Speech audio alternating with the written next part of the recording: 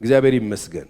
አሁን ቀኝ እጆቻችን ከፍ አድርገን እናውጃለን። ጌታ ኢየሱስ ወደ መሬት የመጣው ለኔ ነው። መስቀል ላይ የሞተው ለኔ ነው። የተቀበረው ለኔ ነው። በሶስተኛው ቀን የተነሳው ለኔ ነው። ወደ ሰማይ ያረገው ለኔ ነው። በአብ ቀኝ የተቀመጠው ለኔ ነው። አንድ ቀን በክብር የሚመለሰው ለኔ ነው። እኔ ማለት በወደደኝ በርሱ ከአሸናፊዎች ሁሉ ምበልጥ የእግዚአብሔር ምርጥ ልጁ ነኝ። ለእግዚአብሔር ክብር ስጡ።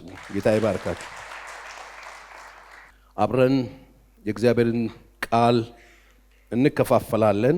የምነሳበት የመጽሐፍ ቅዱስ ክፍል በአንደኛ ቆሮንቶስ ምዕራፍ 3 ከ10 ቁጥር ጀምሮ ያለውን እናነብና የዕለቱን መልእክታችንን እንወስዳለን።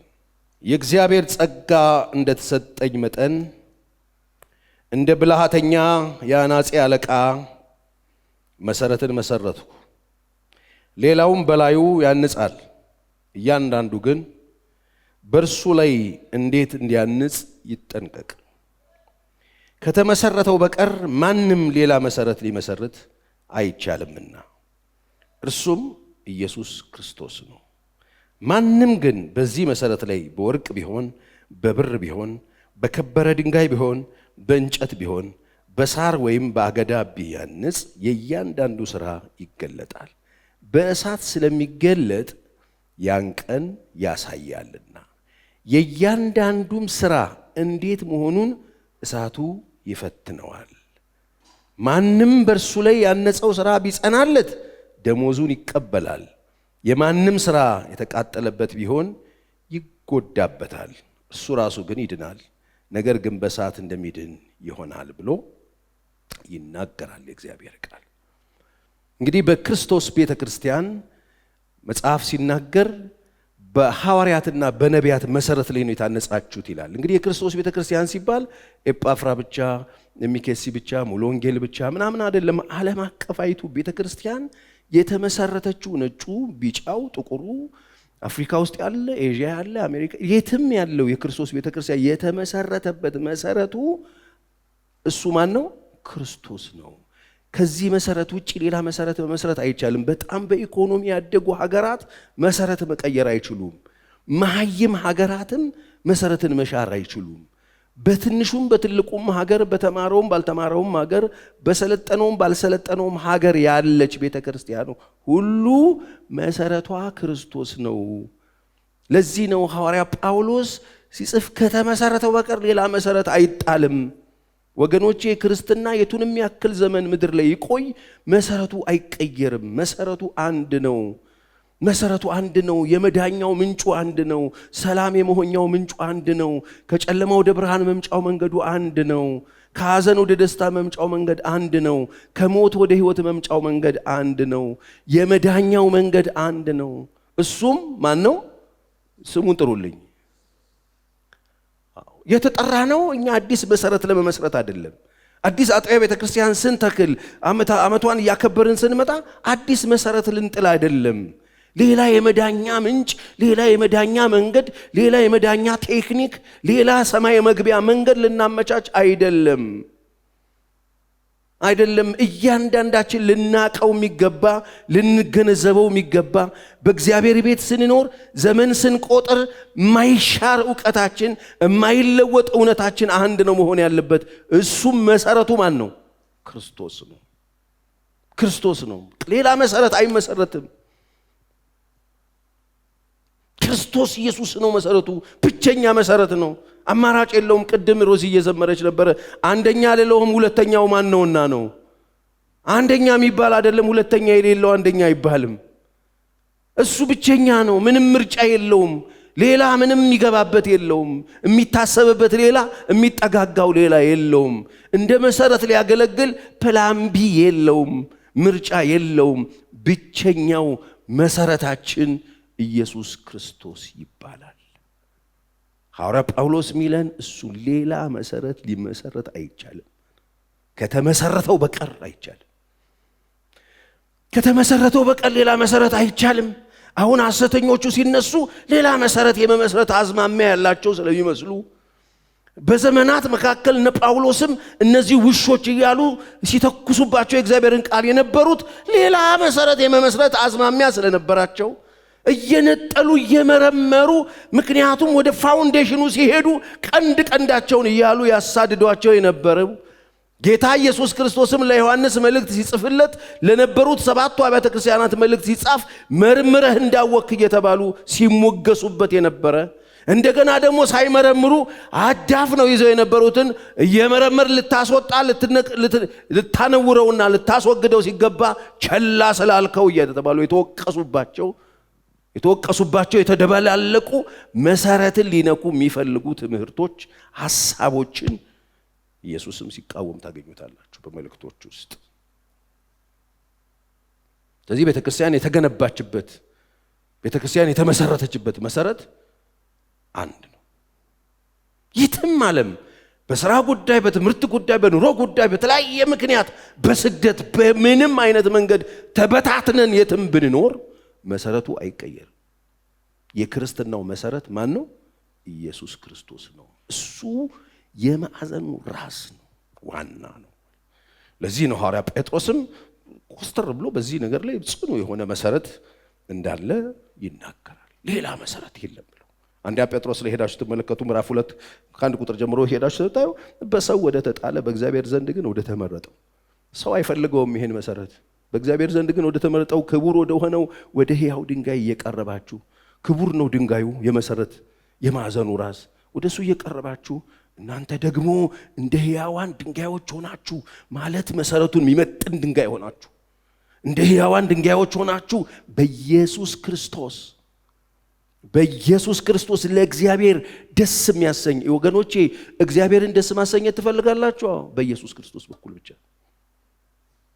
ከኢየሱስ ክርስቶስ ውጭ እግዚአብሔርን ማስደሰት አትችሉ።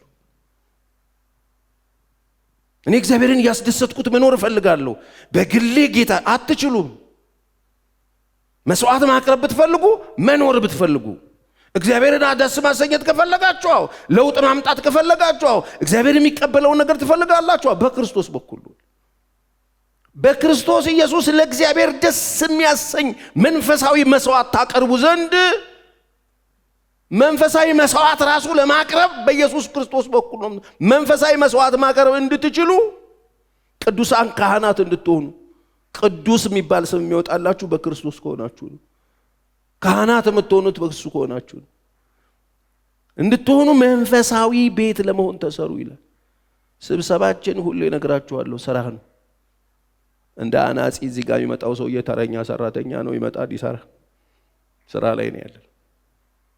ተሰሩ። ቁጭ ብላችሁ በድፍኑ የሚባል ነገር የለም። ከየወንዙ ከየገደሉ የተለቃቀመ ድንጋይ ነው ይታወቃል። ግን ድንጋይ በሙሉ መጥቶ ቤት አይሰራበትም። ይጠረባል። ለምንድን ነው የሚጠረበው? መሰረቱን እንዲመጥን ነው። ተሰሩ። አንሰራም አንፈልግም ብንልስ፣ ባንሰራስ ድንጋዩ እንደዚሁ በድፍኑ ይቀመጣል። ሰዎች እግዚአብሔር ቤት ውስጥ ፈቃዳቸውን ሳያስነኩ ጋሻ ይዘው የሚመጣ የእግዚአብሔርን ቃል እንደ ቴኒስ ኳስ እንደሚመጣ የጦር እየመለሱ ቁጭ ቢሉ 1 ዓመት፣ ቁጭ ቢሉ 20 ዓመት፣ ቁጭ ቢሉ 30 ዓመት፣ ቁጭ ቢሉ 40 ዓመት ትርጉም የለውም። ድቡልቡል ድንጋይ ነው የምትሆነው፣ ምንም የማይሰራበት ወንዝ ዳር ቁንጭዳ ላይ ማንም እንደሚጫወትበት ድንጋይ ነው የምትሆኑት። ተሰሩ አለ ጴጥሮስ። ወደ ሕያው ድንጋይ እየቀረባችሁ ክርስቶስ ኢየሱስ እንዲደሰትባችሁ መንፈሳዊ መስዋዕት ማቅረብ እንድትችሉ። መንፈሳዊ መስዋዕት ማቅረብ ማትችል ድንጋይ ሆነ ቁጭ ልትል ትችላለህ እኮ እያለ ሰው ሲዘምር አብረህ እያጨበጨብክ ወደ ሰማይ ማሄድ መንፈሳዊ መስዋዕት አታቀርብም፣ ከእግዚአብሔር ጋር ኮኔክት አታረግም፣ ወደ ሰማይ የሚሄድ ነገር የለህም እኮ ነው እያለ ያለው። ተሰሩ። እንዴት? እንደ ሕያዋን ድንጋዮች ሆናችሁ። የምትሰሩት ሕያው ድንጋይ ላይ መታችሁ ስለሆነ የምትሰሩት እሱ ሕያው ስለሆነ ሕያዋን ሆናችሁ ሕያዋን ቤተ መቅደስ ለመሆን ተሰሩ። ቅዱሳን ካህናት እንድትሆኑ ተሰሩ።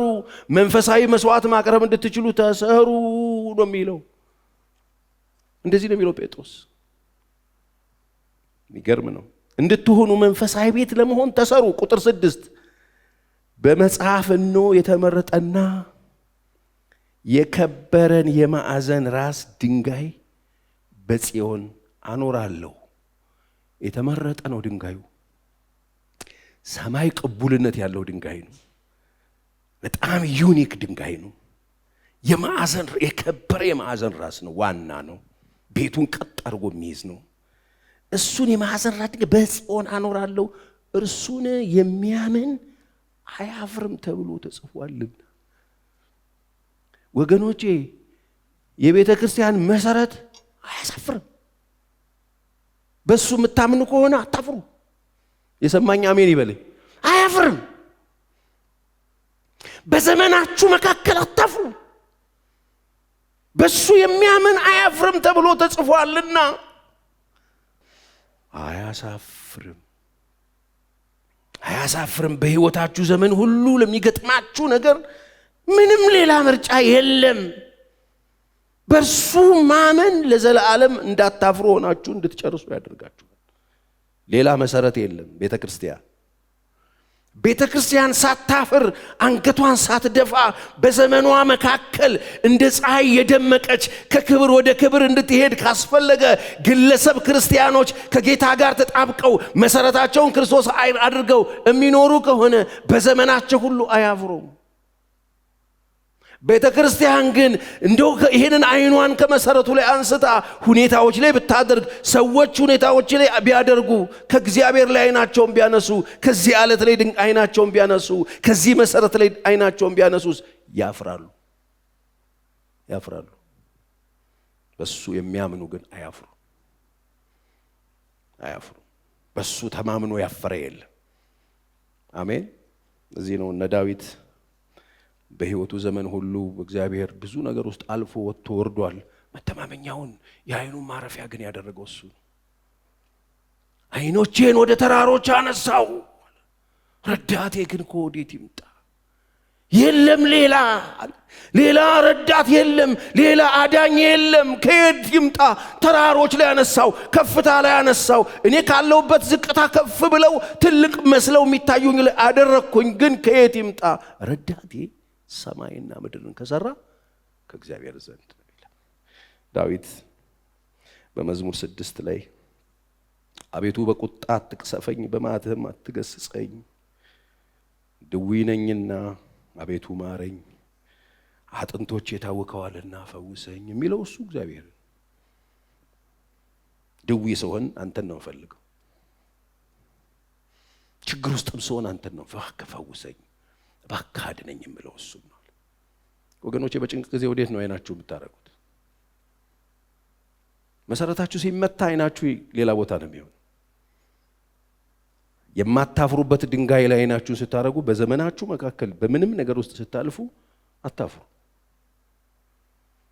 በህይወት ጉዞ ውስጥ ባላችሁበት ጊዜ የሚገጥሟችሁ ብዙ ችግሮች፣ ብዙ ውጣ ውረዶች ይኖራሉ።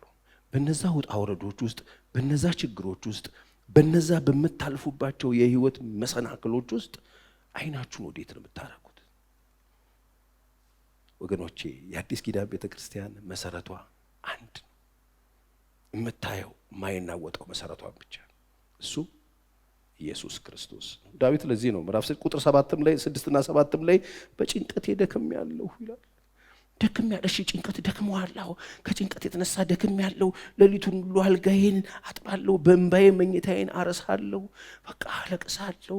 ሌሊቱን በሙሉ እንባ ሆኜ ነው የማድረው። ሌሊቱ በእንባዬ መኝታዬ እርሷል። አይኔ ከቁጣ እንባ የተነሳ ታወከችልና ከጠላቶቼ ሁሉ የተነሳ አረጀው። ይሄ ሁሉ ነገር ሆኖበት ቢሆንም ግን በፈለከው መንገድ ህይወቴ ውስጥ ምስቅልቅል ይምጣ፣ አይኖቼ እሱ ላይ ናቸው ይላል። ወገኖቼ የሚያስጨንቃችሁ፣ የሚያስለቅሳችሁ፣ ግራ የሚያጋባችሁ ነገር አለ። ግራ ያጋባችሁ፣ ተስፋ ያሳጣችሁ፣ የተጨነቃችሁበት ነገር አለ። ግራ ገብቷችኋል። አዲስ ኪዳን ቤተክርስቲያን ውስጥ ነው ያላችሁት። በሐዋርያትና በነቢያት መሰረት ላይ ነው ያላችሁት። ተጨንቃችኋል። ሌሊታችሁ በለቅሶ ነው።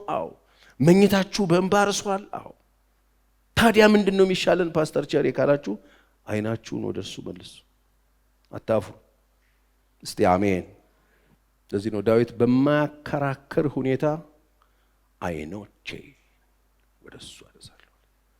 ምንም እንኳን የሚያስለቅስ መከራ ውስጥ በሆን ለሊቴ በእንባ የተሞላ ቢሆን በብዙ ጭንቅ ውስጥ ማልፍም በሆን ከመከራ የተነሳ ከጠላቶቼ የተነሳ አርጅቼም እንኳን በሆን ባለውበት በማልፍበት ውጣ ውረድ ውስጥ የፈለገ አይነት መከራ ውስጥ በሆን ግን በማያወላወል ሁኔታ አይኖቹን መዳኛውን መሰረቱ ላይ ሲያደርግ ታገኙታላችሁ።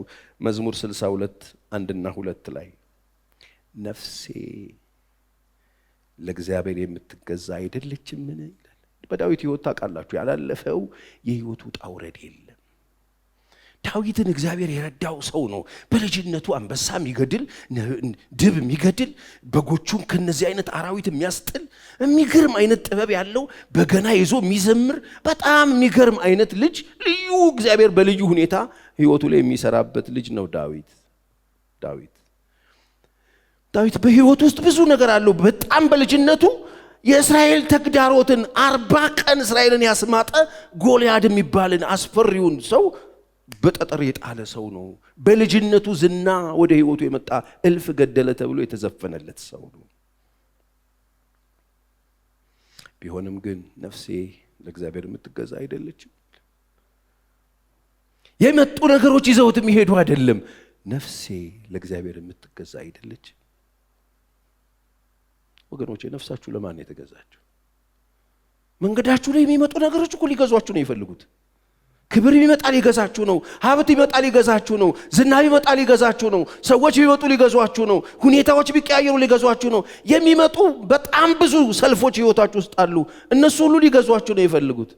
እሱ ግን እነዚህ ሁሉ ነገሮች በህይወት ውስጥ እያለፉ ነፍሴ ለእግዚአብሔር የምትገዛ አይደለችምን ይልና መድኃኒቴ ከእርሱ ዘንድ ናትና ይል።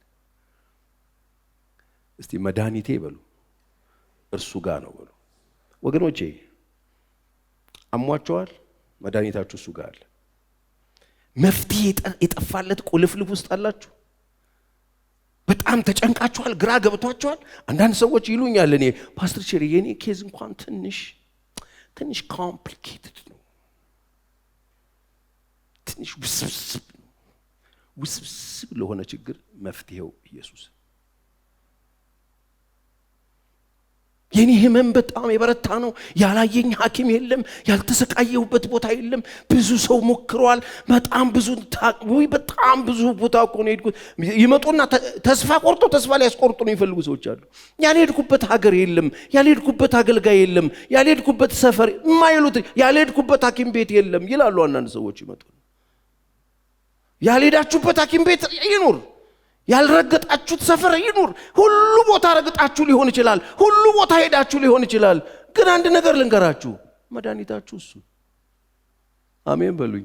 ያቺ 12 ዓመት ደም የፈሰሳት እኮ ያልሄደችበት እኮ ሰፈር የለም።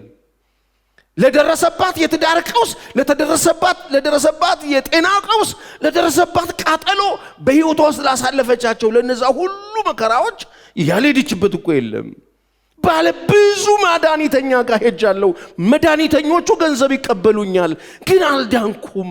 ያልሄድኩበት የለም እኮ፣ ያልሄድክበት የለም። አዎ ያልደረሳችሁበት የለም። አዎ ያልረገጣችሁበት ቦታ የለም። አዎ ምክንያቱም መድኃኒታችሁ እሱ ነው።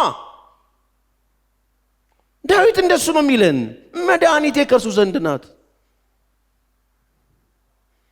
ለምን? ነፍሴ ለአንተ የተገዛች ናታ። ያንተ ነኛ፣ ባለቤቴ አንተና፣ መድኃኒቴ ከእርሱ ዘንድ ናትና፣ እርሱ አምላኬ መድኃኒቴም ነውና ይላል። ክብር ለእግዚአብሔር ይሁን።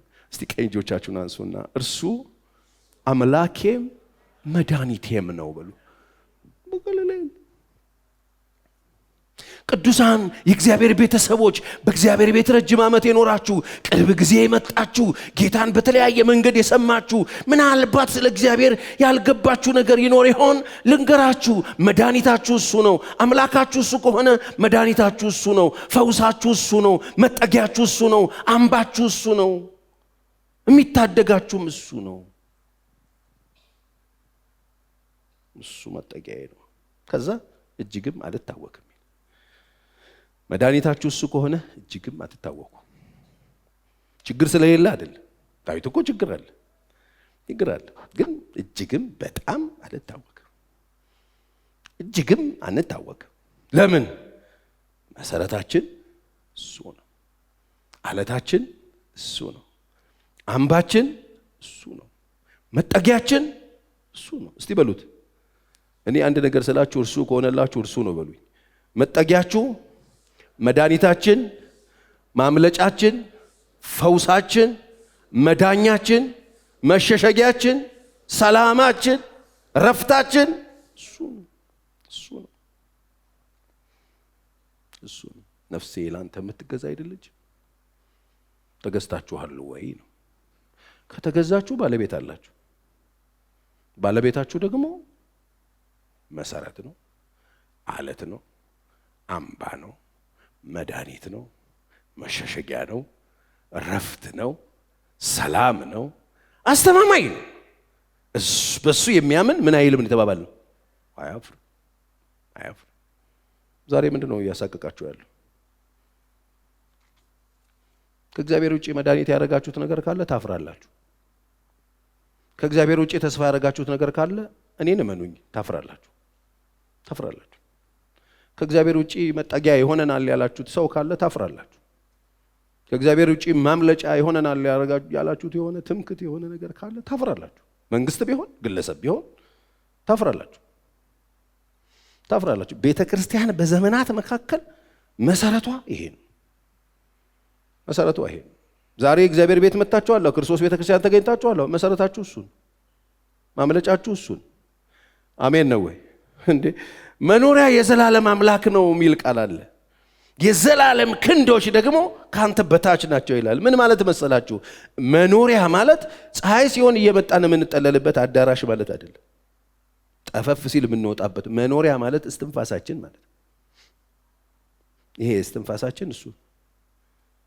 እስትንፋስን እግዚአብሔር የሰጠው ሰው ብቻ እጆቹን ማየት ይችላል። ቶሎ ብሎ እጆቹን ያውጣ።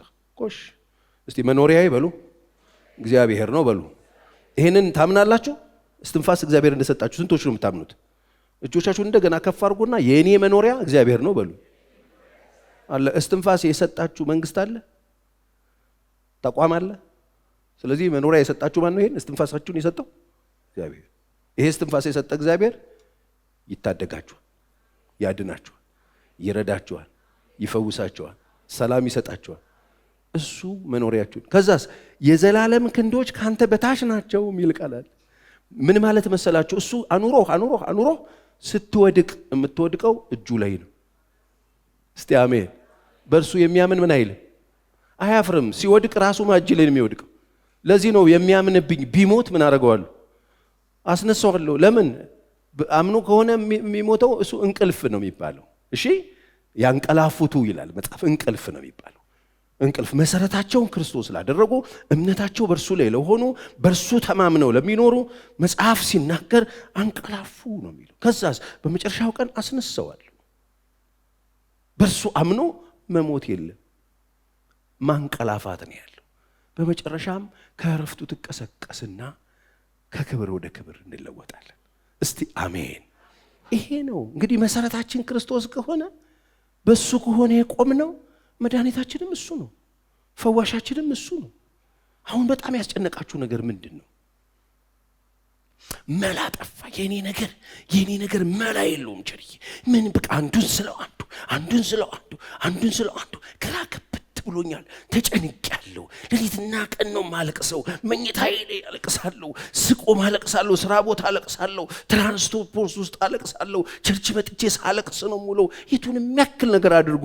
እናንተ እንደዚህ የሆናችሁ ሰዎች ተስፋ ያደረጋችሁት ነገር ምን ይሆን? ሁኔታዎችን ተስፋ አድርጋችሁ ከሆነ ሰዎች እናንተን ከለቅሶ የሚያወጧችሁ ሰዎች እየመጡ ነው ብላችሁ እየጠበቃችሁ ከሆነ ታፍራላችሁ። የሚረዳችሁ የሆነ አካል እንደሚመጣ አስባችሁ ከሆነ ካላችሁበት ቀውስ፣ ካላችሁበት ረብሻ፣ ካላችሁበት ግራ መጋባት፣ ካላችሁበት ሐዘን፣ ካላችሁበት ኪሳራ የሚያወጣን መንግስት እየጠበቃችሁ ከሆነ ታፍራላችሁ። አንገታችሁን ትሰብራላችሁ። ካላችሁበት እፍረት ቢሆን፣ ካላችሁበት አሰቅት ቢሆን፣ ካላችሁበት ጩኸት ቢሆን፣ ካላችሁበት በሞትና በእናንተ መካከል አንድ ስንዝር እንኳን ቀርቶ ቢሆን አይናችሁን እግዚአብሔር ላይ ካረጋችሁ አታፍሩ። እስቲ አሜን። እንደሱ ነው ያለ ዳዊት። ነፍሴ ለእርሱ የምትገዛ አይደለችምን? እውነት ነው በሞትና በእኔ መካከል አንድ እርምጃ ቀርቷል ብሎ ነበረ። ዞር ሲል የሚታየው ሞት ብቻ ነበረ።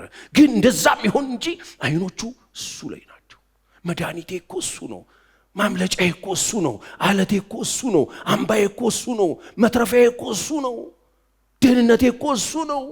በሱ ላይ ኃጢአት እኮ ሰርቷል ዳዊት። ኃጢአት ውስጥም ሆኖ አይኖቹ እሱ ላይ ነው። ወድቆ ከስሮ ዘቅጦ የማይጠብቀው የህይወት ጥፋት ገጥሞት በህይወቱ ያደንቅ ሰው በአፍጢሙ ተተክሎ እዛ ውስጥም ሆኖ አይኖቹ እሱ ላይ ናቸው። ወድቆ አልቀረም፣ እግዚአብሔር አነሳው። የሚያምንብኝ አያፍርም። ካመናችሁበት አታፍሩ። እሱ አምላኬና መድኃኒቴ ነውና፣ እሱ አምላኬና መድኃኒቴ ነውና። እሱ አምላካችን ነው፣ እሱ መድኃኒታችን። አሜን። ለዚህ እኮ ነው በጣም ሪላክስ እኮ የሚያደርገው። አምላክ እንደሆነ ያውቃል፣ መድኃኒት እንደሆነ ያውቃል። አልዓዛር ታሟል፣ አልዓዛር ደክሟል፣ እባክህ ቶሎና። እነሱ የሚያስቡት የሚያውቁት የሆነ ቶሎ መጥቶ ሕክም አድርጎት ዳን እንዲልላቸው የሚያስቡት እንደሆነ ሐኪም ይቆጥረውት ይሆን? ስለሚያውቅ እንደሚያስነሳው ቢሞት እንደሚያስነሳው ስለሚያውቅ እመጣለሁ ብሎ ቃል። እሱ አምላክም መድኃኒት። የምን መድኃኒት ነው ኢየሱስ? የምን መድኃኒት ይመስላችኋል? እስቲ አጠገባችሁ ላለው ሰው አንድ ቃል ስጣችሁ። እሱ የምን ሐኪም ነው በሉት። የምን መድኃኒትነቱንም ማወቅ አለብን። አዎ ግድ የለም ሪላክስ አድርጉና በኋላ ስለማላስቀምጣችሁ የምን መድኃኒት ነው? ምንድን ነው እሱ የሚችለው በሉት። አጠገባችሁ ያለው እሱ የምን መድኃኒት ነው? አምላኬና መድኃኒቴ ነው ሲል ዳዊት የምን ወገኖቼ፣ እሱ የፍርሃት መድኃኒት ነው። የኃጢአት መድኃኒት ነው። የብቸኝነት መድኃኒት ነው። የመገፋት መድኃኒት ነው። ለመውደቅ መድኃኒት ነው። የወደቁ ሰዎችን የሚያነሳ ለፈሩ ሰዎች መድኃኒት ነው። ለስደተኛው መድኃኒት ነው። ጫካ ላለ መድኃኒት ነው። ቤተ መንግስት ላለ መድኃኒት ነው። እሱ ለሁሉ መድኃኒት ነው። አምላክ ይሁንላችሁ እንጂ እሱ መድኃኒት። እስቲ አሜን። የሚያምንብኝ አያፍር። በዚህ ዓለት የሚያምኑ አያፍሩ። ክብር ለእግዚአብሔር። እሱ አምላኬና መድኃኒቴ ነው፣ እርሱ መጠጊያዬ ነው። አልታወቅም። ዛሬ በኤጳፍራ ክርስቶስ ቤተክርስቲያን ውስጥ አላችሁ። ብዛም አትፍሩ።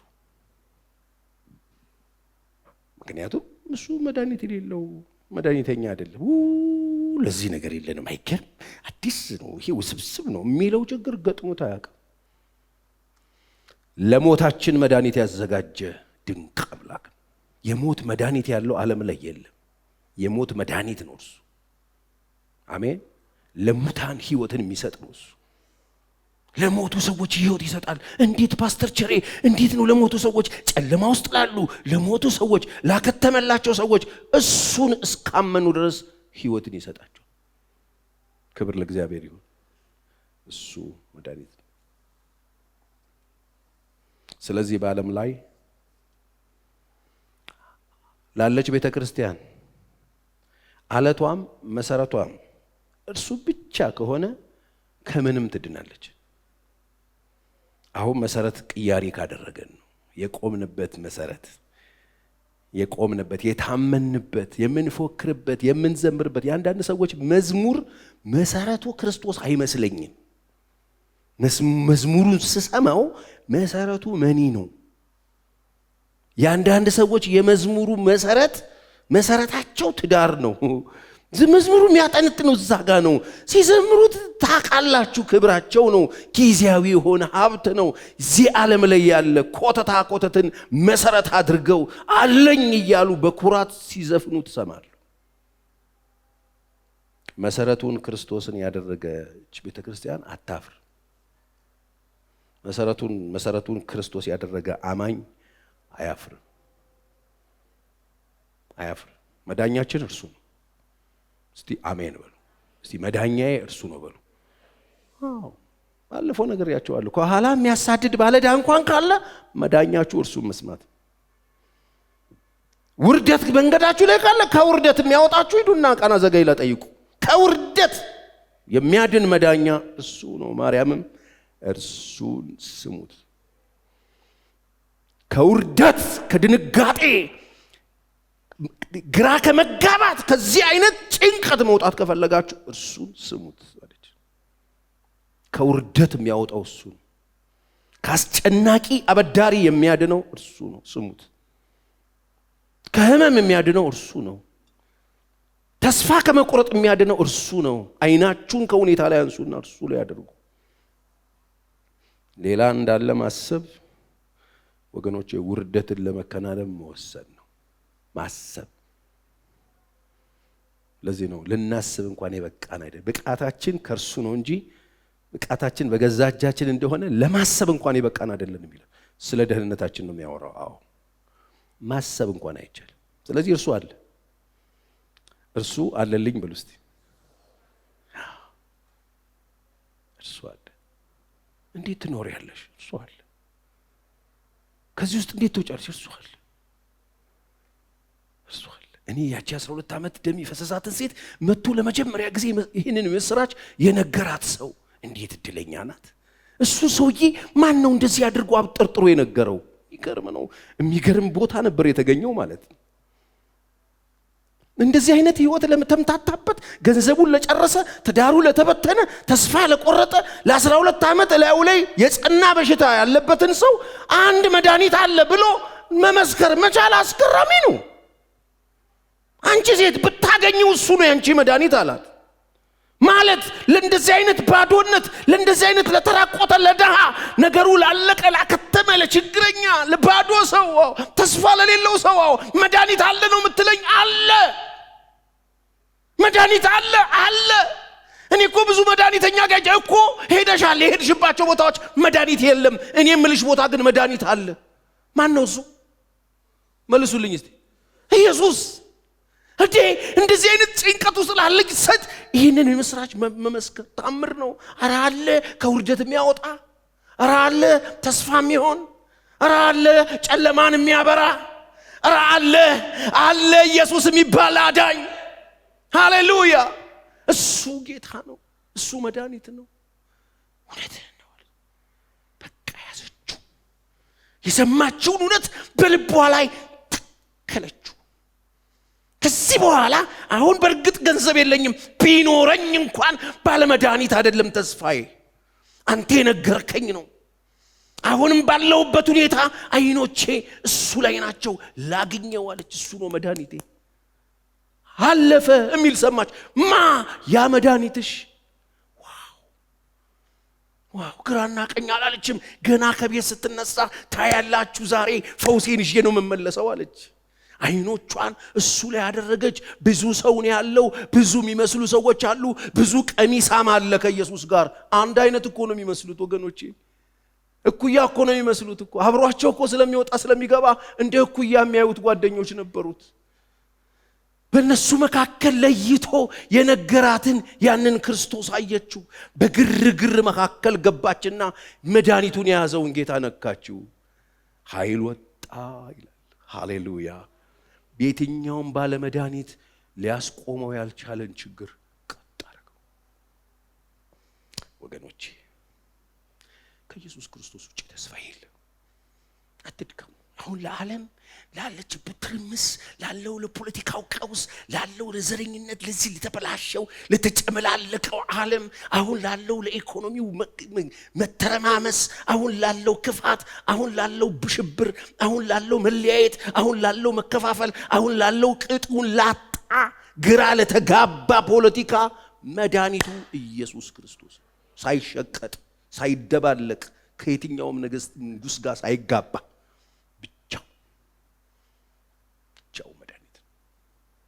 አሜን። ነገስታት እኮ አብረዋቸው ሳይቆሙ እንደውም እያሳደዷቸው ወንጌልን ይዘው የቆሙ እኮ አባቶች ነበሩ። እዚያ ግን ይዘውት እንዴት እንዳፈራ እንዴት ግልብጥብጡን እንዳወጡ። ነገስታት ሲሻሩ እነሱ ቀጥለዋል። ወንጌል ቀጥሏል። እሳቱ ቀጥሏል። የእግዚአብሔር ክብር ቀጥሏል። አዳኝነቱ ቀጥሏል። ብዙዎችን ከጨለማ ፈቷል። ብዙዎችን ከእስራት ፈቷል። ብቻውን ታምራትን የሚሰራ እሱ አምላኬ ነው። እሱ መድኃኒቴ ነው። አይናችሁን ከሁኔታዎች ላይ አንሱ። ከሱ ውጪ ተስፋ የለም። ከሱ ውጪ መፍትሄ የለም። ኧረ መፍትሄ አሁን ላለው ሰሞኑን ማያለው እንደው መፍትሄ ከየት ያመጣል? መንግስት እኮ መፍትሄ ከየት ያመጣል? ራሱ እኮ መፍትሄ ይፈልጋል። ለመንግስት መፍትሄው ክርስቶስ በቀና መንገድ መመለስ እንችላለን። መፍትሄ ነው። ማንም ለማንም መፍትሄ አይሰጥም። መፍትሄ ፍለጋ 30 ቦታ አትሩጡ። መፍትሄ የሚሰጥ ነብይ የለም። መፍትሄ የሚሰጥ ሐዋርያ የለም። መፍትሄ የሚሰጥ ቢሾፕ የለም። ጳጳስ የለም። ቄስ የለም። እመኑኝ፣ መፍትሄ የሚሰጣችሁ አይናችሁን እሱ ላይ አድርጉ። እሱ ጋር መድኃኒት አለ። አሜን። እሱ ሕያው ነው። እሱ የሚሰራ ነው። ክብር ለእግዚአብሔር ይሁን። ይገለጣል። እሱ አለ። እሱ አለ። እሱ አይናችሁን እሱ ላይ አድርጉ። ፎከሳችሁን ለውጡና ቦታውን ቀይሩትና ተስፋ የምታደርጉትን ነገር ቀይሩና አይናችሁን ጌታ ላይ አድርጉ። ተስፋ አድርጉት። አንዳንድ ሰው ሲንበረከክ አጎቱን ተስፋ እያደረገ ይንበረከካል። ሀብታም ዘመዱን ተስፋ እያደረገ ይንበረከካል። ምስኪን ነው። ይሁን የሚያውቀውን ባለስልጣን ስልክ ይዞ ይንበረከካል። የሚያውቃቸው ኮኔክሽን ይላል። ትዋረዳለህ። በቃ አንተ አንገትን ትደፋለህ። እመኑኝ፣ ማንም አያድናችሁ። ተስፋ ከፈለጋችሁ ኢየሱስ። መፍትሄ ትፈልጋላችሁ ባላችሁበት ጉዳይ፣ መፍትሄው ክርስቶስ ክርስቶስ ይሆንላችኋል። ደግሞ ታዩታላችሁ። እስቲ አይናችሁን እሱ ላይ አድርጉ።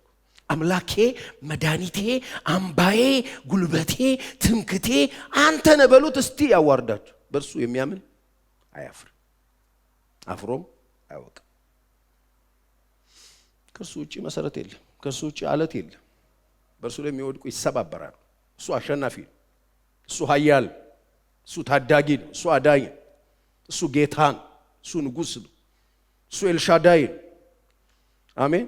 እሱ ብቻውን ታምራትን የሚሰራ ነው። አጋዥ አጋር ምናምን ድርጅት አይፈልግም። ብቻውን የሚሰራ አምላክ ነው። ብቻውን ጸጥ ለጥ አድርጎ ዓለምን ማስተዳደር የሚችል የነገስታት ሁሉ ንጉሥ፣ የጌቶች ሁሉ ጌታ ነው።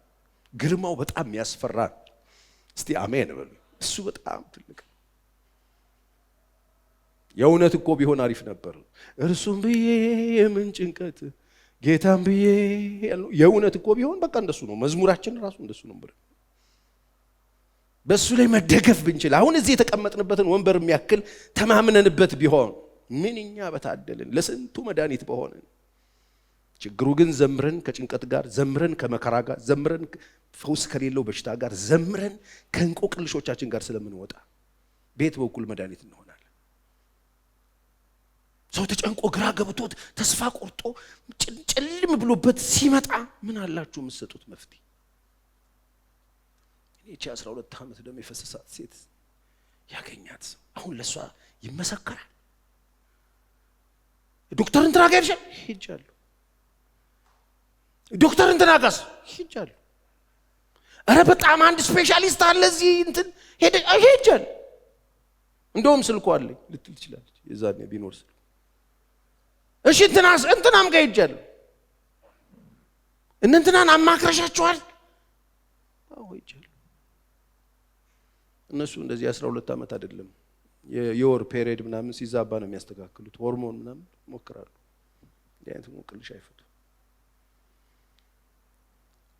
ምን አጣሽ? ቆይ በዚህ በመከራሽ ጉዞ ውስጥ ትዳሬ፣ ባለቤቴን አጣሁት፣ ሌላስ ንብረቴን፣ ከዛስ ገንዘቤ፣ ከዛስ ጤናዬን፣ መልኬን፣ ያ ውበቴን፣ ያ ውበት ያ ድምግግ አጣፍ። በጣም ውስብስብ ነው ያንቺ ችግር። እግዚአብሔር ይሁንሽ። እኔ ግን ለዚህ ነገር እኔ ያላቅም የሚባልበት ሁኔታ ላይ መጣና እኔ ግን ያንቺ ሴትዮ መድኃኒትን አውቀዋለሁ አለ። ማን ነው ስሙ? ጥሩት። ማን ነው ስሙ? ኢየሱስ። የ12 ዓመት እንቆቅልሽ ይፈታ። ምን 12? ይገርምሻል። ምስክርነት ለዚህ ሴትዮ እምነት እንዲሆናት፣ ለዚህ ሴትዮ ጉልበት ምን እንጂ መስሎሽ እንዲሁ 38 ዓመት አልጋ ላይ ተኝቶ የነበረ ሰውዬ እና 38 ዓመት ከነበረበት ቃሬዛ ላይ መጥቶ የዕለት ዕለት አይገርምሽም? የዕለት ዕለት ተነሳለው። ሰውየው ተነሳ። የዕለት ዕለት አልጋውን ተሸከማለው። ሌላ ሰው እንኳን አልያዘለትም። ከሆስፒታል ሰው ሲወጣ ተደግፎ ቅርፍፍ እያለ ሄደ። የሱን ፔርሙዝና አልጋ ምናምን ሌላ ሰው ነው የሚይዝ። እሱ ራሱ ተሸክሞ ወደ ቤት ሄደ። ምን አልክ? የ38ም ይፈታል ነው የምትለኝ? ምን የ12 ታዲያ የሚገርምሽ? ይሄ ብቻ አይደለም። ከልጅነቱ ጀምሮ ሲወለድ አይን የሌለው ሰው መንገድ ታምር ወገኖቼ። ኢየሱስ መድኃኒት የማይሆንለት በሽታ የለም። ኢየሱስ መፍትሄ የማይሰጠው እንቆቅልሽ የለም። ከተመሰረተው መሰረት በቀር ማንም ሌላ መሰረት እንዳይመሰረት። መዳኛው እሱ ነው። ማምለጫው እሱ ነው። መፈወሻው እሱ ነው። ሰላሙ እሱ ነው። ረፍቱ እሱ ነው። ነፃነቱ እሱ ነው። አምባው እሱ ነው። አለቱ እሱ ነው። እስቲ አሜን። ከሱ ውጭ ሌላ የለም። እሱ ነው ያለው። ከኢየሱስ ውጭ አሁን ሌላ የለም። ለጊዜው ይመስልሃል።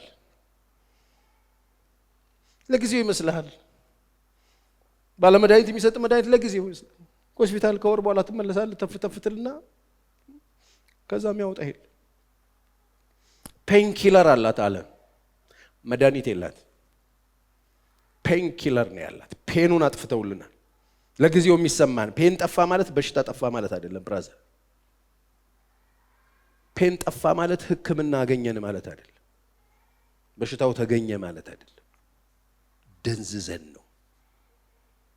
ነው። አንዳንዶቻችን ደንዝዘን ጥያቄያችን የተመለሰን ይመስል የጥያቄያችን መልስ የሆነው ኢየሱስ ክርስቶስ። አሜን። ማንም ሌላ መሰረት እንዳይመሰረት። መኖሪያ ትፈልጋላችሁ? ጊዜያዊ መኖሪያ መጠለያ ምናምን በጣም አስጨፈረን አስደነሰን አይደል? መኖሪያ አይደለም። በአንድም በሌላም መንገድ የተደገፋችሁት ይሰበራል፣ ይወድቃል። ማምለጫ የመሰላችሁ መሸሻ የመሰላችሁ ጎጆ መሸሻ አለመሆኑን አንድ ቀን ታገኙታላችሁ። በአንድ ጀንበር ብዙዎች ቤታቸውን የሚያጡበት ዓለም ላይ ነው ያላችሁት።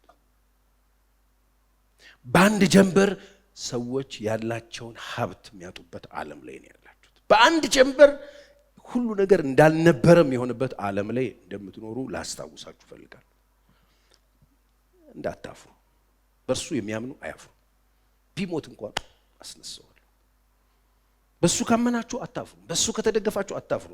ዛሬ መተማመኛችሁን አይናችሁን ጨፍናችሁ ስትጸልዩ ስታስቡት መተማመኛችሁ ወዴት ነው የሚያዘነብልባችሁ? ወዴት ነው ልባችሁ ወደ የሚሄድባችሁ? ወዴት ነው እርፍ የምትሉት? ምን ላይ ነው ደግፍ የምትሉት? አካውንታችሁ ይሆን? ቤታችሁ ይሆን? ዘመዶቻችሁ ይሆኑ? አሁን ያላችሁ ጉብዝና ይሆን? ረጋፊ ውሸት። አንድ መድኃኒት አለ። አምላኬና መድኃኒቴ አምባዬ ነው፣ መጠጊያዬ ነው። ይሄ ብቻ አይደለም፣ ጉልበቴ ነው። ይሄ ብቻ አይደለም፣ ዝማሬም ነው። ዝማሬያችሁንም ፈትሹ አይልም? ዝማሬም፣ ጉልበቴም፣ መድኃኒቴም፣ አምባዬም አንተው ነህ የሚል ዳዊት። ለዚህ አይኖቼን አንስቼ ሞክሬዋለሁ፣ የለም አለ። ወገኖቼ ያላችሁበት ሰፈር ያላችሁበት ሁኔታ ውስጥ እናንተን ለመርዳት እየመጣ ያለ ኃይል ያለ እንዳይመስላችሁ። የለም። እናንተን ለመርዳት ፈቃደኛ ሆኖ የሚጠብቃችሁ ድምጻችሁን የሚጠብቅ እውነተኛ አይናችሁን ወደሱ እንድታነሱ እጆቻችሁን ወደሱ እንድትዘረጉ እሱን እንድትፈልጉት እየናፈቀ ያለ እውነተኛ መድኃኒታችሁ አለ። አሜን። እሱ ወደ እናንተ ይመጣል። ክብር ለእግዚአብሔር ይሁን። እና ሰዎች ታዲያ እኔ ሳልጠይቀው ለምን አይመጣም? በጣም ጨዋ ነው እሱ የሰዎች ፈቃድ ነፃነት ምርጫ ሰጥቶ የሰዎችን በጣም ነፃ ፈቃድ የሚያከብር አምላክ። መታመኛ እስክታረጉት እስክትፈልጉት አንኳኳ፣ ለምነኝ፣ እሻኝ፣ ፈልገኝ ያለ ጌታ ነው። እንደዚህ ከሆነ አለው ያለ ጌታ ነው። ከተስማማ ፔንኪለሩ ቀጥል። መድኃኒት ከፈለክ ግን አለው እያለ መድኃኒት ትፈልጋላችሁ ወይ? መድኃኒት ከፈለጋችሁ መሰረቱን ይዩት። አይከረማችሁ። አሁን እናንተ የቆማችሁበትን ቦታ ዓለም ቢቆፈር ይገኛል ወይ ነው። የቆማችሁበትን ነገር ሌላ ቦታ እንዴት ትፈልጉታላችሁ? ቆማችሁበታል እኮ። እሱ ላይ አይናችሁን አድርጉ። እሱ አስተማማኝ ዋስትና ስለሆነ እግዚአብሔር ይርዳን። ስለዚህ ዓለም ላይ ያለችው ቤተክርስቲያን የተገነባችሁ እዚህ ላይ ነው። ለዚህ ነው ብዙዎች መጥተው የሚጽናኑባት የነበረው። ለዚህ ነው ግራ የገባው ጨለማ ውስጥ ያለ በኃጢአት ያለ ነፍሰ ገዳይ ተስፋ የቆረጠ ግራ የተጋባ ሰው መጥቶ የሚድንባት። ለዚህ ነው ለምን ባለ ብዙ መድኃኒት ናት እሱ። መፍትሄው እጇ ላይ ስላለ መሰረቷ እሷ ስለሆነ ሲመጡ ለሰዎች የምታሳያቸው መብራቷን አይደለም። ሲመጡ ለሰዎች የምታሳያቸው ንብረቷን አይደለም። ሲመጡ ቤተክርስቲያን የምታሳያቸው ቅድም ኃይልዬ እንዳትጸለየን የምታሳያቸው ክርስቶስን ነው። አለላችሁ ትላቸዋለች፣ አይዟችሁ ትላቸዋለች፣ ይወዳችኋል ትላቸዋለች፣ አሁንም ተስፋ አለ ትላቸዋለች፣ ከወደክበት ትነሳለህ ትላቸዋለች፣ የዘላለም ሕይወት እሰጥሃለሁ ትላቸዋለች። የሚያሰጠውን መንገድ ታገናኛቸዋለች። ተጨንቆ የመጣው ያርፋል፣ አልቅሶ የመጣውን እንባ ይታበሳል። የታመመውን የሚፈውስ እሱ ነው። እኛም ፈውሳችኋለን አይደለም የምትለው ቤተክርስቲያን። ፈዋሹ መድኃኒት አለላችሁ ነው። ዓለም ላይ ያለችው ቤተክርስቲያን መፍትሄ የሆነችው ለዚህ ነው። ደግሞም መሰረቷ ክርስቶስ። ስለዚህ ሄደን የምንሰማው ነገር መሆን ያለበት እሱ መፍትሄው እሱ። የምታስተምረውም ይሄን ነው። እሱ ነው እኮ መሰረታችሁ እሱ ነው፣ ሌላ የለም እያለች ነው የምታስተምረው። መሰረቱን ነው የምናሳየው። ስለዚህ ሰዎች ይመጣሉ፣ ይሰራሉ። ምን ለመሆን? ቅዱስ ለመሆን። ምን ለመሆን? መንፈሳዊ መስዋዕት ማቅረብ እንዲችሉ። ምን ለመሆን? የሚገጣጠም ጡብ ለመሆን። ይሄ ዝም ብሎ ፍልጥ ሆኖ እንዳይቀመጥ መሸራረፍ ያለበት ነገር ከላዩ ላይ ይወገዳል። ልክ ያልሆኑ ነገሮች ከላያችን ላይ ይወገዳሉ። ጡቡ ላይ መተን እንገጣጠማለን። መንፈሳዊ ቤት ለመሆን ተሰሩ ነው የሚለው። ምን ለመሆን ነው? በአጠቃላይ የምንሰራው ቤተክርስቲያን የመጨረሻው ዓላማ ምንድነው ከተባለ ሰዎች እግዚአብሔርን ፈልገው ሄደው የሚያገኙባት እንድትሆን ነው የምትሰራው። ሰዎች መጥተው ቤተክርስቲያን አግኝተው የሚሄዱት ራሱ እግዚአብሔርን ነው።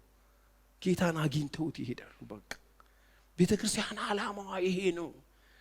ዓላማው የቤተ ክርስቲያን ዓላማ የሌሎች አዳራሾችን አስፈርሳ ራሷ ትልቅ አዳራሽ ሰርታ ሰዎችን አከማችታ መባና አስራት እየለቀመች ድንጋይ የካበች እንድትኖር አይደለም። የቤተ ክርስቲያን ዋና ዓላማ የሚቅበዘበዘው ሕዝብ እረኛውን እንዲያገኝ፣ የሚቅበዘበዘው ሕዝብ ሰላሙን እንዲያገኝ፣ የሚቅበዘበዘው ሕዝብ ፈዋሹን እንዲያገኝ፣ የሚቅበዘበዘው ሕዝብ እረፍቱን የሚያገኝበትን እግዚአብሔርን የምትሰጥ ናት ቤተ ክርስቲያን። ይሄ ነው ስራው። ከጠፋብን እጃችን አጣጥፈን ወደ ቤት እንሄዳለን እንጂ ሌላ መሰረት አንጥል። የቆማችሁት መሰረቱ ላይ ነው። የሚታደጋችሁም እሱ ነው፣ የሚፈውሳችሁም እሱ ነው፣ ነፃ የሚያወጣችሁም እሱ ነው። ፓስተር ቸሬ እኔ አሁን ያለሁበት ሁኔታ የትዳር ጥያቄ ነው። መልሱ እሱ ነው። እሱ ነው መልሱ። መድኃኒቱ እሱ ነው። ለትዳራችሁ ጥያቄ ለታወቀው ቤታችሁ መልስ ትፈልጋላችሁ? አዎ መልሱ እሱ ነው። ወደ ፍቺ እየሮጣችሁ ያላችሁ ሰዎች አላችሁ። አሁን በደንብ ስሙ፣ መልሱን ልንገራችሁ። ልባችሁ ጠንካራ ድንጋይ ካልሆነ በስተቀር ለመነካት፣ ለመሰራት፣ ለመፈወስ፣ ለመፈርከስ ፈቃደኛ ካልሆናችሁ መፍታት ትችላላችሁ። እሱም ልበ ደንዳና ድንጋዮች ናቸው ይሄን የሚያደርጉት ነው ያለው ኢየሱስ እንጂ እንደዚህ አይደለም። መጀመሪያ ሁለቱ አንድ ናቸው። አንድ ነገር ለሁለት አይከፈልም ማለት። ልክ ይሄን ትምህርት ሰው ሲሰማ ድንጋይነቱን ወይ ይቀበላል፣ ድንጋይነቱን ወይ ይሻል፣ ለመፈለጥ ፈቃደኛ ይሆናል ማለት ነው። አይ ፓስተር ቸሬ የኔ ትዳር ጥያቄ አይደለም ያለኝ፣ የቤተሰብ ጥያቄ አይደለም፣ ራሴ እኔ ማግባት እፈልጋለሁ፣ ጋብቻ ነው ጥያቄ። ሌሎች ሰዎች አግብተዋል ጓደኞች፣ እኔ እፈልጋለሁ። ላንተ መልስ ክርስቶስ አለው። ያልሰጠውን አልጠይቅህም ነው የሚል። ያልተሰጠህን አትጠይቅም። ባልተሰጠ ነገር ግራ አትጋባ። ከተሰጠ ትጠይቃለህ፣ ካልተሰጠ አርፈህ ኑር። እግዚአብሔርን ያከበርክ መድኃኒቱን የመስራች ለሰዎች እየሰጠህ ኑር። ለምን ፓስተር ቸሬ እንዴት ሳናገባ ሳንወልድ እንደዚህ ኖረን ብንሞትስ? ሙታ ሰማይ የለም እኮ ትዳር።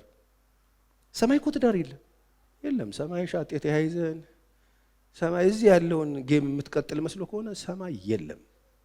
ለዚህ ነው ያ ሰዶቃዊ ሰውዬ ሲላችሁ አልጠየቀው። 7 ወንድማማቾችን አገባች እቺ ፈልፈላ ገፊ እና 7ቱም በተራ በተራ ሞቱ። ኢየሱስ ጋር መጥተው እና ሲለው እዛ የማን ሚስት ናት አለ። 7ቱም አግብተዋት ሞተዋልና እዛ ማለት አሰበው እዛ አይሉ ጭፍጭፉ ኮሚቴ ምናምን እንዴት የኔ ናት ሲባባሉ እኔ አር እንደ መጀመሪያ ያገባው ሲል ቢሆንስ እኔ እኮ 2 ዓመት እኮ ከሷ ጋር ስኖር ስንትና ስንት ወጪ አውጥቻለሁ ምናምን እነዚህም ያስብሰዋል። እንደዚህ በጣም ብዙ ማቀርፈዋል። ለዚህ ነው ኢየሱስ ሰማቸውና የእግዚአብሔርን ቃልና ኃይሉን ስለማታውቁት ትስታላችሁ። እዛ ሰው እንደ መልአክ ነው የሚኖረው። እዛ የለም።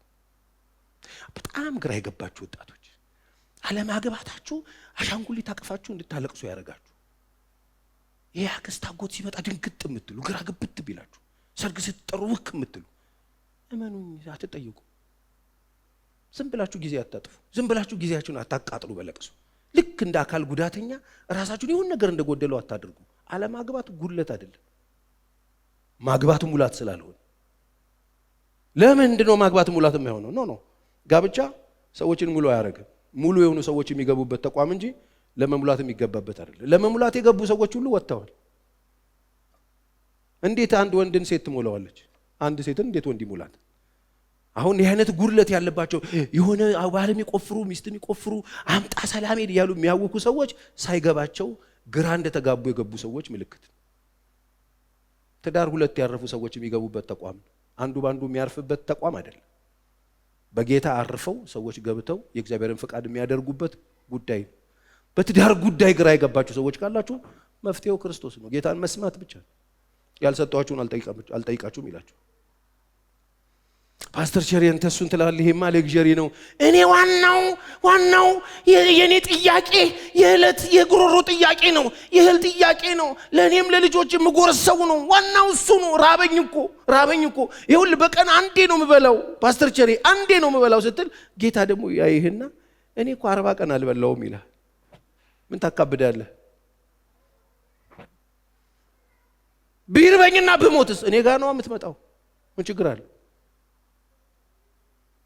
ደግሞ ለበላተኛ መብልን ለዘሪዘርን ምሰጥ እኔ ነኝ። ታገስ። እጆችን ለሥራ ከመትጋት እንዳትለግም፣ ተነስና ተንቀሳቀስ። እኔ አለው ምን በላለው ምን ጠጣለው ብለ አትጨነቅ ብሎ አለ እሱ። ለምሳሌ ምንድነው እናንተ ጭንቀት? ምንድነው ግራ እናንተ መጋባት? ከኋላዬ ባለዳ እያሳደደኝ ነው፣ ብድር አለብኝ እንደዚህ። በሌሊት ሂድና እግሩ ላይ ወደቅና ያለህበትን ነገር ንገረው ብዬሃል። ንገረው። እግዚአብሔር ካንተ ጋር ሆኖ የሰውየውን ልብ ይቃኝልሃል፣ ያስተካክልልሃል። ሽሽቱ ከኋላ እንዲተኮስብህ ነው የሚያደርገው። ሽሽቱ ፖሊስ እንዲይዝ ነው የሚያደርገው። ሰው ይበሳጭብሃል፣ እስር ቤት ትገባለህ። ይሄን ነው መጽሐፍ ኢየሱስ ያስተማረው። ምንድነው የእናንተ ችግር? ምንድነው መፍትሄ የጠፋለት? አስተርቻለሁ ሞዳት እናቴ እኮ ሞታ በሐዘን። ያንቺ እናት ላይ ሞቱ ነው እንዴት የተወለዱት? አንዳንድ ሰው በጣም አለ በቃ ምንም ሰምቶ የማያውቅ ማለት ነው። ስለ ሞት ሰምቶ የማያውቅ ሰርፕራይዝ የሚሆን ሰው አለ። እንዴ እናንተ ሰዎች በደንብ ስሙ። የእናንተ እናቶች፣ የእናንተ አባቶች፣ እናንተም የእናንተ የሆኑት ልጆች፣ እዚህ ምድር ላይ የምንኖረው ሰዎች ሁሉ የራሳችን መወለድ አለን፣ የራሳችን ሞት አለን። ስለዚህ ያንቺ እናትም ይሁን ያንተ አባት፣ ያንተ እህትም ይሁን ያንተ ወንድም፣ ያንተ ሚስትም ይሁን ያንተ ያንቺ ባል የሞቱት የራሳቸውን ሞት ነው። ስለዚህ እዚህ ያለነው ሰዎች ሁሉ የራሳችን መወለድ እንደነበረን ሁሉ የራሳችን ሞት ይጠብቀናል። ይሄ ቀጠሮ ነው። ስንት ጊዜ ነው የተናገርኩት እኔ? 4 ቀጠሮዎች የሚል ትምህርት እኮ አስተምሬያለሁ። የማይቀርላችሁ ነገርን የማይቀር ነገርን አስታውሳቸዋለሁ። ትሞታላችሁ፣ አይቀርም። እሱን እናስቀረዋለን። እስቲ እጆቻችሁን ከፍ አድርጉ ሲል ሁለት እጁን ከፍ የሚያደርግ ሰው ይኖራል። ይሄን አሁን ባብል እኔ እንደሱ ብዬ አላዋርዳችሁ። አዎ ታነሳላችሁ፣ አውቃለሁ። ቸርች ውስጥ ነው አይኖርኩት እኔ። በተለይ አሮጊቶች የሞት መንፈስ አይ ጉድ ትሄጃታለሽ። እያንዳንድሽ ተወልደሻል የመጣሽው ሞተሽ ትወጫለሽ ኢየሱስ ካልመጣ። ምንድነው እዚህ ነው ያህል መጨነቅ? ይሄን ያህል አልታወክም አለ ዳዊት። ለዚህ ነው ዳዊት በራሱ ዘመን የእግዚአብሔርን ፍቃድ አድርጎ አንቀላፋ ይላል። አንቀላፋ እግዚአብሔርን መተማመኛው ያደረገ፣ አይኖቹን እግዚአብሔር ላይ ያደረገ፣ መድኃኒቱን እግዚአብሔር ላይ ያደረገ፣ አምላኩን እግዚአብሔር ያደረገ አገልግሎ ያንቀላፋ። ለእንቅልፍ ይዘጋጃል። ረዘም ላለ እንቅልፍ። በጌታ ሆናችሁ ስትሞቱ የሆነው እንቅልፍ። አንዳንድ ሰው ተኝቶ ውሎ 12 ሰዓት ብዙ ተኛው እንዴ ይላል። ልጆች እኮ ትምህርት ቤት ሄደው መጡ ትለዋለህ። በስመ አብ አንተ ተኛው አልመሰለኝ የሚል በቃ ይሄን እንደዚህ ነው። 50 ዓመት ተኝተህ ጌታ ሲመጣ ቆየው እንዴ ትላለህ። አዎ ምንድነው ሐሳባችሁ? ይኸው እግዚአብሔር ቤት ከመጣችሁ ዛሬ ቅኝታችሁን አስተካክሉና ተስፋችሁ ሙሉና ደስ ይበላችሁና ከጭንቀት ተገላግላችሁ ሞትን ስጋታችሁ ሳይሆን ጭንቀት፣ መከራ፣ ውጣ ውረድ ስጋታችሁ ሳይሆን ጉለት ሳይሰማችሁ መሰረታችሁን በደንብ እያያችሁ ቤታችሁን እንዴት እንደምትሰሩ ተጠንቀቁ። አይደለም ያለን እኮ እሱን ነው። እንዴት እንደምትሰሩ በከበረ ድንጋይ አይደለ? በብር ቢሆን በወርቅ ቢሆን በእንጨት ቢሆን በሳር ቢሆን እንዴት እንዲያነጽ ይጠንቀቃል። ስለዚህ ጠንካራ ቤት፣ ምርጥ ቤት፣ ወርቅ የሆነ ቤት ሰርታችሁ ማለፍ ይሁንላችሁ። እስቲ በደንብ አሜን በሉ። የሚያምር ቤት ሰማይ በእሳት ውስጥ ሲያልፍ የሚያልፍ ቤት፣ የኮሸል ያልሆነ ቤት፣ እዛ ሲደርስ ተቃጥሎ አመድ ለብሳችሁ የምትቆሙበት ቤት አይደለም፣ በክብር ይዛችሁት የምትቆሙት ቤት እግዚአብሔር ይስራላችሁ። እንደዚህ አይነት ቤት የሚሰራው በወርቅ ነው። በወርቅ ደግሞ ዝም ብለህ ቆፈር አድርገህ የምታወጣው እንትን አይደለም። ይሄ ኩበት ምናምን አይደለም፣ ዋጋ ያስከፍላል። የከበረ ቤት ለመስራት ዋጋ መክፈል አለብን። የሚያስከፍለውን ዋጋ መክፈል አለብን። እግዚአብሔር ይርዳን። አዎ መሰረታችን ማን ነው? ክርስቶስ። መድኃኒታችን ማን ነው? ክርስቶስ። እስቲ የኔ መሰረት በሉ። እጆቻችሁን ከፍ አድርጉና ኢየሱስ ክርስቶስ ነው። አምላኬ ኢየሱስ ክርስቶስ ነው።